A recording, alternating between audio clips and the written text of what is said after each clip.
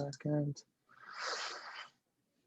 Awesome. Well, thanks for joining session 2 of the Manager Challenge retrospective for May. Really appreciate you all joining. I know there was async feedback both weeks and really value that as well, but I thought it would be great to come together synchronously to see all of your lovely faces again, but also to talk about, what can L&D do better, moving forward as we really try to emphasize manager development here at GitLab and aspiring managers as well. So open to any feedback. I'm an open book. You won't hurt my feelings. Definitely throw it all out there. And yeah, there's a doc as well if you want to throw anything in there. Darren's attended the first session and now he's attending the second. So back for more. He loves giving feedback. So it's great. I'll type it in there. I was a few minutes behind getting in there, but I think for me, first of all, this is extremely valuable. And what I was most excited and impressed about was I was almost immediately able to put a lot of this stuff into action and starting to really see some immediate change and impact to my team. Especially around like a lot of the team building and focusing on the why, focusing on the value, the what are we here for?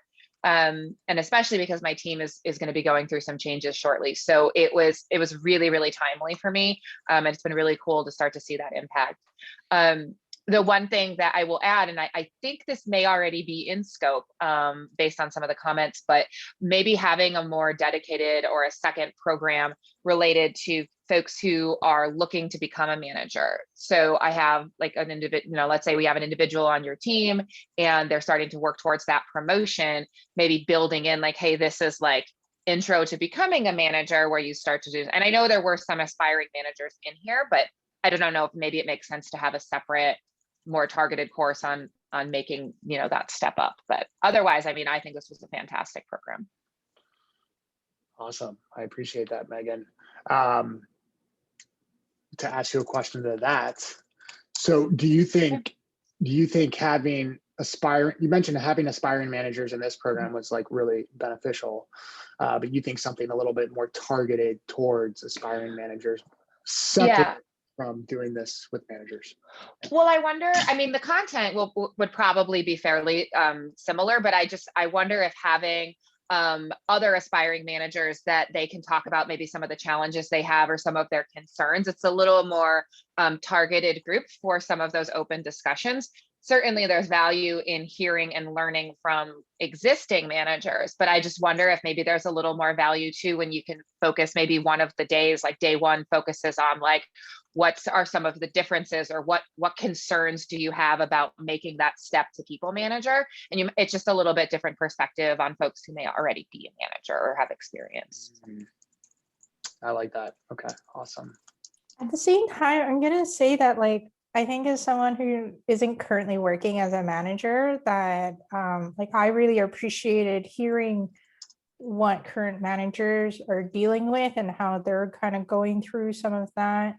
I think the one thing that I kind of was thinking about was, I think it's important that regardless of the content that, we help aspiring managers think about how, even though, they may not be involved in some of the kind of the process for some of these things, that they still keep in mind what skills are we trying to kind of get out of that learning, that piece of learning, and to focus on how they can apply it. So as a kind of more concrete example, I did hear that, like the underperformance stuff, a lot of it is very kind of what's in the handbook is very process oriented. So I think for managers as well, but especially for aspiring managers, they might be thinking, oh, like I'm not a manager right now. Why is this important to me? But to make sure that maybe we can even just do it in like the issue description to say like, this is the this is the reading material, or maybe in the EdCast itself. I don't know if you can do like add more context around just a link rather than just having a link, right? Add a bit more context to say, hey, this is the process, but what we want to focus on is how to have those discussions, right? Rather than necessarily the process. It's important for a manager to know the process, but for both the managers and even aspiring managers, in terms of talking about underperformance, what we want to do is actually focus on how do you have those conversations? What are the strategies around that? You know, and rather than really just process, right? Like that's what we're trying to focus on. And you know, for aspiring even for aspiring managers, you want to think about how can you apply that. So it's, you know, a lot of it goes back to how do we provide good feedback, especially when it's, you know, constructive or negative feedback, right? So I think maybe having a bit of extra context around some of the links where, you know, you look at the link itself, or, you know, where it takes you to, it's very process oriented. We want to make sure we focus the discussion and the thought around the skills and the soft skills that we're trying to develop and think about. So I personally would say I would actually rather be mixed in with managers, because it's so valuable to have the different perspectives. But I think it is also, and I don't know, like I would hope that a manager, that the, you know, existing managers can get something out of the conversation as well when they're talking to aspiring managers, to hear how, you know, their perspective, partially as an IC, partially as someone who is thinking about management, and, you know, their perspective in that context. Awesome. Yeah, that Great makes a lot of feedback. sense.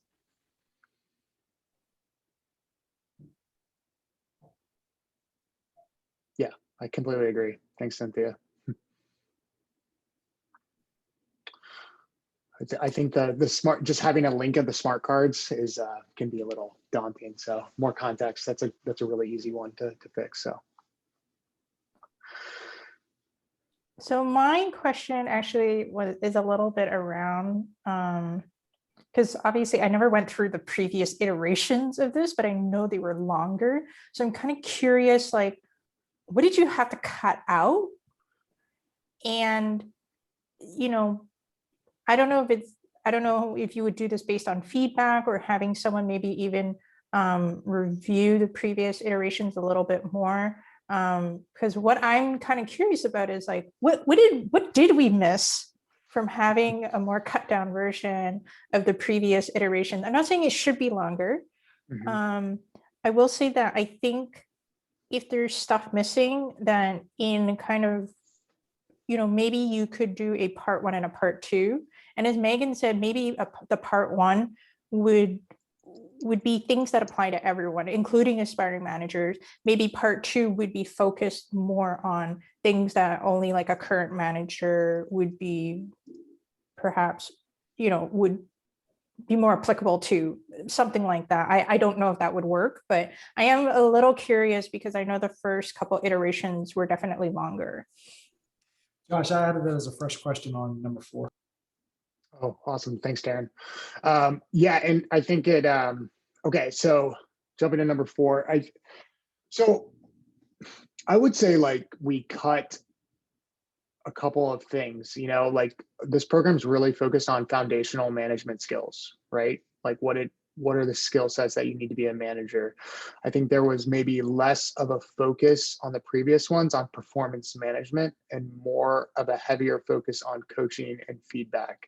I think now, after the feedback I've received, it's like, let's go back to coaching and feedback and less on managing underperformance. You know, this was after meeting with Sid and reviewing the second iteration of the program with that suggestion. I would also say too, it's like we did a few more, I think we did more exercises on DIB in the last one as well, with DIB included in the manager lens. And I think threading that back in is going to be really important, especially as we scale.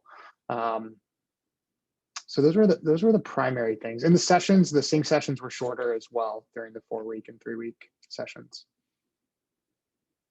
and a few makeup days as well for the async activities.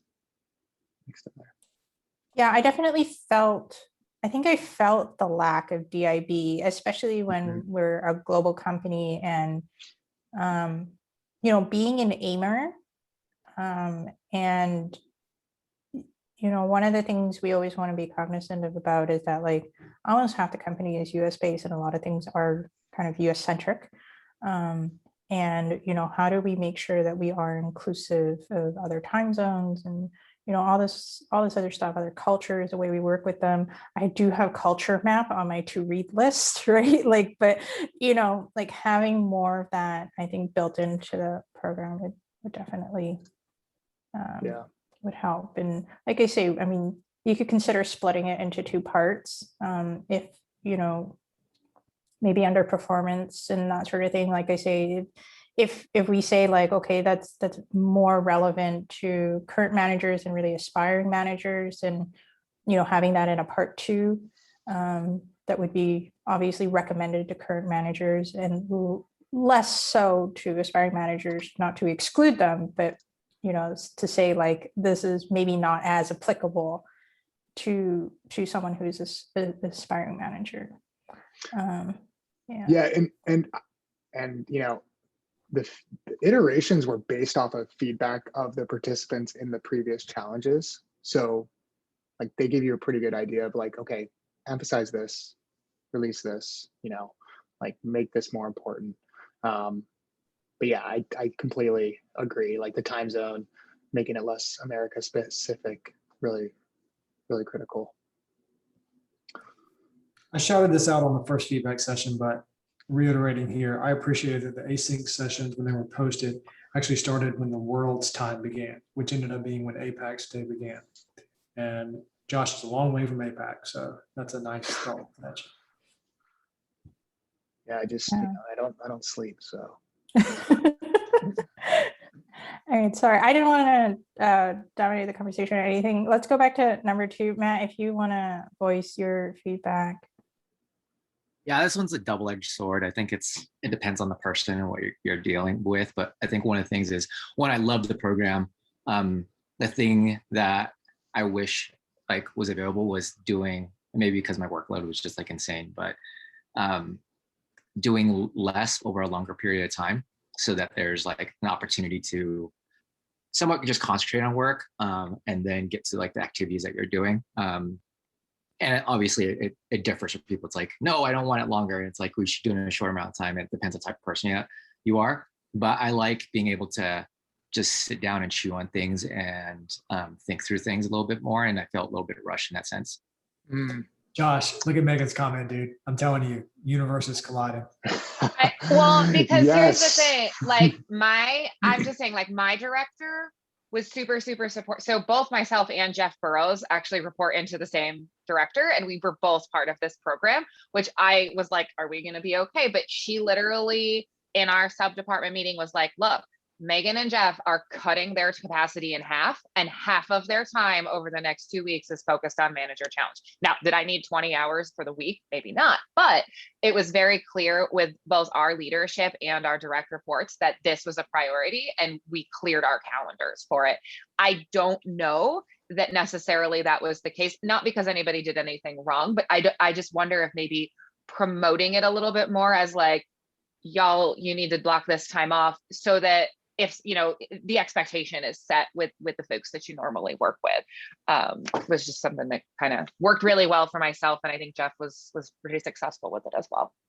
We did not start there in session 1, but we talked ourselves into this exact same topic because we started thinking, if L&D is important, how important is it? Like, oh, actually, the CEO Shadow provides a nice roadmap of, it's the priority. I think I also have a little bit of a benefit in that for Jonathan Hunt, like L&D is a huge priority, and as a security department as a whole, we are encouraged to take that L&D time each week. We are, like, as managers, we are told you need to model that behavior. So I think I had the benefit of, it's talked about a lot more within our organization, like not that other areas are doing it wrong, but it's very much a focus. And I felt like I was very successful because I had that support. And so maybe that's something too for folks who did feel like it was too rushed or they had conflicting priorities, maybe framing it in that way of making sure that that's that focus time. Yeah, I love that. It's like, I don't want Josh to hear, hey, it felt rushed, so do less. What I want you to hear is, hey, it felt rushed, which means it was so good. We need to like super flex that we're blocking the 2 weeks. Because the CEO Shadow program is the exact same way. It would be an absolute tragedy if you had to do your job on top of that program, because every millisecond of it is so valuable. It is worth the investment. It has paid dividends every week since I've been at GitLab, since I've done that. And this program has the foundational elements of being that important to you. No, I think that's a good point. Is I know, Josh, you mentioned like, hey, make sure like communicate with your manager about the program and all that. But like for me, it was like, I didn't sign up that way. I just signed up like, hey, this is, I want to improve my career. I want to improve how I'm managing, not necessarily like thinking about my workload. And I'm wondering if that's one of the requirements of like communication on your team and also your manager is like, hey, get approval from your manager because you're going to take X amount of time away from your regular everyday job, like similar to like the CEO Shadow program, right? Like you're requiring somebody to take time out of their regular day-to-day. Yeah, so this is just kind of like almost a small detail, but rather than day one, kind of, actually, I don't remember, was it day one or pre day one where, you know, you told people to block off time in their calendar. And I almost feel like as a default, instead of like 20-30 minutes, it really should be at least an hour. And not to say that you can't get through the material in 20 or 30 minutes, but I admit, especially being in support where, you know, you're constantly being pinged on things, and because people are like, we need a customer response to this like now. And I'm really bad at when I have blocked off time for myself, like focus time, to start when the calendar tells me to. So I think it helps to block off more time. Like, and also I found that I couldn't get through everything in only 20 or 30 minutes if I also wanted to participate in the threads, right? So if I wanted to read other people's comments and then respond to them, which I wanted to do, right? It definitely took me more than 20 or 30 minutes to, you know, to do everything, right? So I think blocking off at least an hour, if not even like 2, just to like really focus. And especially if like, you know, if you block off like an hour, like right when I blocked off only a half hour, the other problem was if for some reason something like an emergency came up or something, and then I couldn't do one day, the next day I didn't feel like I had enough time blocked off to catch up either. So I think like having more time blocked off each day, just to make sure that you actually have that focus time. Also time to go read other people's comments, which are so valuable, and to respond to them, you know, if you feel like it, you know, just all encompassing all of that. I think we really should be blocking off at least an hour every day to do like all of that stuff. Love that. I'm typing. Yeah, sorry, go ahead, Jason. I was gonna say, admittedly, like dedicating an hour of my day to this was something I could do. If this was something more akin to the CEO Shadow program, I wouldn't have signed up. I'm like, I can't allocate that much of my time and not have focus on my job for 2 weeks. It's just not something I can do. It's part of the reason I haven't even entertained the idea of signing up for CEO Shadow is like, I don't have the capacity to do that right now. So admittedly, if this had been more like the CEO Shadow, like expect to block off half your day, I wouldn't have signed up just because I don't have that kind of bandwidth. But I also still have a very fledgling new team. So it's one of those of like, yeah, it's not very established. There's still a lot I have to do on the day-to-day basis. I still get like 50 plus emails a day when I take a day off. So I try to avoid those. Now, Josh, is what's going Only through your head? 50? So what goes through my Those head are is the like, non-filtered. where's the problem in that, right? Like my gut reaction to that is everyone should have time for the CEO Shadow program. Like, is the organization not supporting us in a way Because it's not like you have time for it. Like, let's be honest, it is forced. It's like a hard forced merge into your life. But you see what I'm getting at? It's like there's a level Yeah. of like the hallowed respect that comes with, I don't know. Anyway, I mean, fun topic. I understand Jason's like commentary, because it depends on team and like what you're working on. Like, I'm on demand generation. All my stuff's around building pipeline, right? And I'm also a team of 2. And so there really isn't like an opportunity for me to do the CEO shadow, because then I'm putting all my workload onto one individual person versus split off with a bunch of other people. Where that's an org thing where like, hey, maybe Matt does need like additional headcount and get that type of support. But as of right now, that doesn't happen for me. Maybe it's similar to like, there's kind of part 1, part 2, part 3. Part 1 is more of the async focus. Part 2 is more of like dedicated sync sessions with minimal async, with a little bit of async work where, you have to get manager buy-in to really devote time, like the CEO shadow program. And then part 3 is, TBD. It's like an extended networking and sync sessions. But if it was structured like the CEO shadow program, I think that's one of the things I struggle with in L&D is like, multitasking is one of our sub values, right? It's like you multitask in meetings. And I think from a learning and a training perspective, multitasking is not efficient to, consume and learn new skills in my perspective. So I think devoting actual time and closing down programs is really going to help your career, especially if you have leadership buy-in to do that. That's just my L&D perspective. Like, So I fully agree with that sentiment. Like, I really do. The problem is like the ops team that I manage, we didn't exist a year ago. We're still very new. We're still defining a lot of process. For me to go away is like, hey, so the senior on your team's gone. So the high level decision maker, the things that you don't know how to do yet, it's like just not going to be around. It's one of those of like, I can't do that to my team. Kind of like Matt said of like, yeah, that's pushing everything onto a very small team that's not prepared for it yet. Don't get me wrong, like my goal with my team is to get to that point where it's like, hey, I'm taking 2 weeks off. Nothing bad will happen because I did that. But I'm not there yet. Yeah, like where my head was at with that, Josh, is like,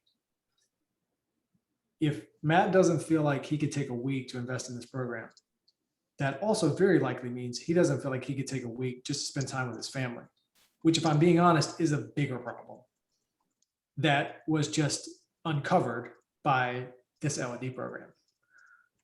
I fully get where Jason's at, and I do appreciate the like longer term goal of I need to be able to just disconnect for 2 weeks.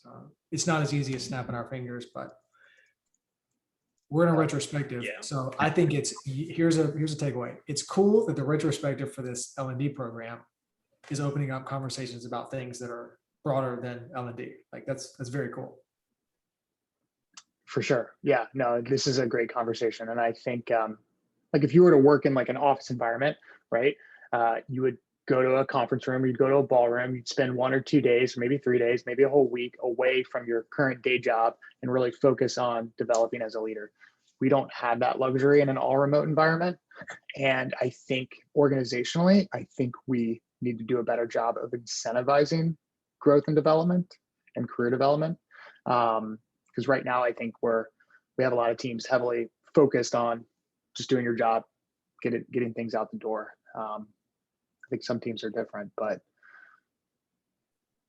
yeah. So this is actually interesting because it's part of our performance reviews, at least on our team.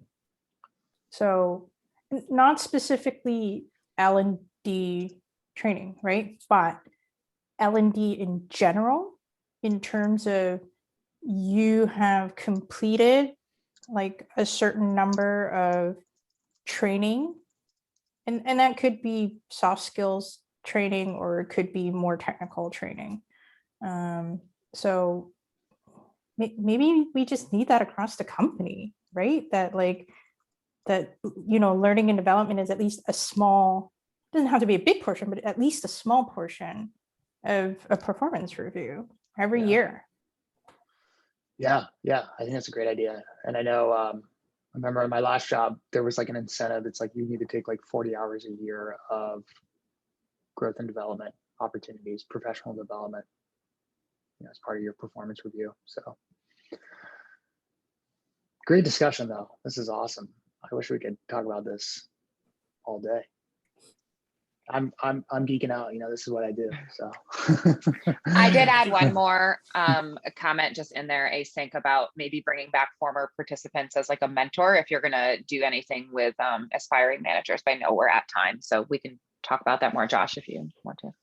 Yeah, I know we have the coffee chat soon. So yeah, set up a coffee chat with me anytime if you want to talk about these things. I love the feedback from GitLab. So great having you, and appreciate it. This was fun. Yeah. Thanks, everyone. Thanks. Awesome. Thanks all. Thanks, Josh. Well, Take care.